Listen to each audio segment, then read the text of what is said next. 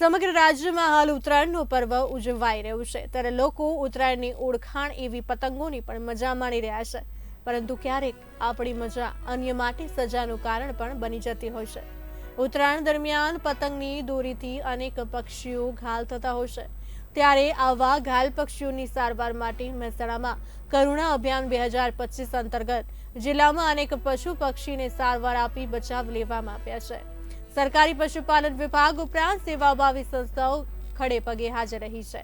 ઉત્તરાયણ પર્વ નિમિત્તે વન વિભાગ, પશુપાલન વિભાગ અને જીવદયા પ્રેમી સંસ્થાઓ સાથે પ્રાણી અત્યાચાર નિવારણ સોસાયટી મહેસાણા જિલ્લા એસપીસીએ ઉપરાંત સામાજિક વનીકરણ વિભાગ મહેસાણા પશુપાલન શાખા જિલ્લા પંચાયતના કર્મચારીઓના સામૂહિક પ્રયાસોથી પશુ પક્ષીઓના બચાવ અર્થે કામગીરી કરવામાં આવી છે.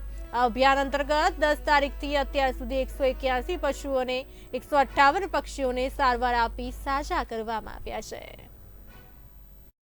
રાજ્ય સરકારે આપણને કરુણા અભિયાન 10 તારીખથી લઈને 20 તારીખ સુધી આયોજવાનું કહ્યું હતું. તેમાં દર વર્ષની જેમ ચાલુ વર્ષે પણ વન વિભાગ, પશુપાલન વિભાગ, સ્થાનિક જીવદયા પ્રેમી સંસ્થાઓ, પ્રાણી અત્યાચાર નિવારણ સોસાયટી તમામના સંયુક્ત પ્રયાસોથી પશુ અને પક્ષીઓની બચાવની કામગીરી થઈ રહી છે. દર વર્ષની જેમ ચાલુ વર્ષે જોવા જઈએ તો ગઈકાલે જ આપણને પક્ષીઓના કુલ 67 કોલ મળેલા હતા. જે પક્ષીઓ આપણી તમામ સારવાર સંસ્થાઓ ખાતે સારવાર માટે હાજર છે અને અત્યારે રેસ્ક્યુ પણ છે. તેમાં ગત વર્ષની સરખામણીએ ચાલુ વર્ષે આપણને થોડા ઓછા કેસીસ જોવા મળે છે. જે જોવા જઈએ તો એક સરકારના જે અભિગમ છે પ્રચાર પ્રસાર અને લોકોમાં જાગૃતતા લાવવાનો, એનું એક એ ભાવનાથી લોકોમાં જાગૃતતા આવી છે એ ચોક્કસ કહી શકાય છે. અમે એનિમલ સેવિયર્સ ચેરિટેબલ ટ્રસ્ટમાંથી અહીંયા મહેસાણા ખાતે પક્ષી સારવાર કેન્દ્ર, વન વિભાગ અને પશુપાલન વિભાગ સાથે આયોજન કરેલ છે.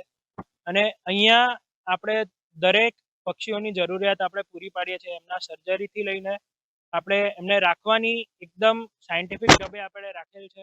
એ લોકોને પાંજરામાં એ રીતના રાખેલ છે કે લાકડા મૂકેલ છે જેથી એ બેસી શકે, નીચે પેડિંગ આપેલ છે અને રાતના સમયે ઠંડી વધતા એ લોકોને હીટરની વ્યવસ્થા બી આપણે આપેલ છે.